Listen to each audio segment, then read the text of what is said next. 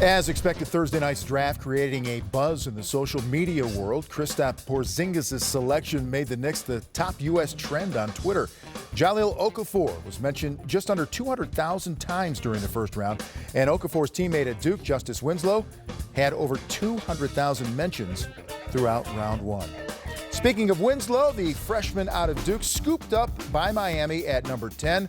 Big game player with the Blue Devils, pegged as a guy he's a great athlete, great on-ball defender, and now plugged into a Heat team, recalibrating to a certain extent. He spoke with Jared. It was my first time talking to him just a couple minutes ago on the phone, but, he was just very excited, told me that, at the watch party, the fans were going crazy when they called my name, and so I'm just excited to get down there, meet him in person, get to know him as a person, and try to win some games. All right, so from a whole bunch of questions the last few weeks that you couldn't answer to more questions now looking forward that you can't answer, are you going to play with Dwayne Wade next year? I would sure hope so. Just a guy that's won championships, so successful, so good, be able to learn from him. Why not? I would love to play with him. Well, Justise Winslow, cool name, by the way. He is listed at 6'6". Some say maybe a little shorter than that. He can score. Athletics seem to get better as the season went on for Duke. Our Steve Smith gives us a first-hand read on Justise being served in Miami at touch pass. Before we get to the projected starting lineup for the Miami Heat, I want you to get a chance to take a look at Justise Winslow, the 10th pick for the Miami Heat, and I think he's a gem for these guys.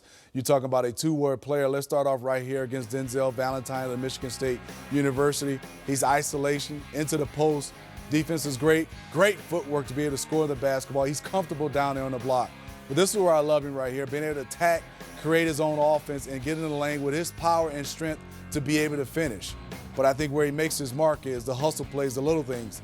Runs the floor, misses the layup, doesn't give up on the play, gets back in defense, and not only does he get back, he makes another spectacular play, and he gives you a little bit of nastiness, and he looks at you.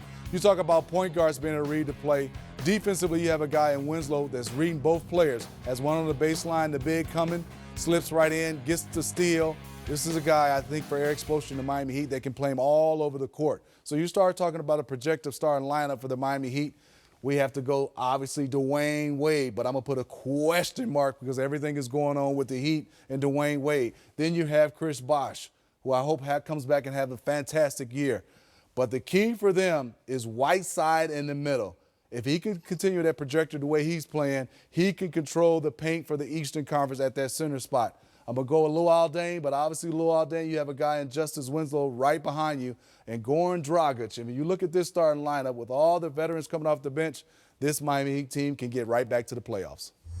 Well, I don't think there's any question about that, Sekou, but let's focus in on Winslow for the most part.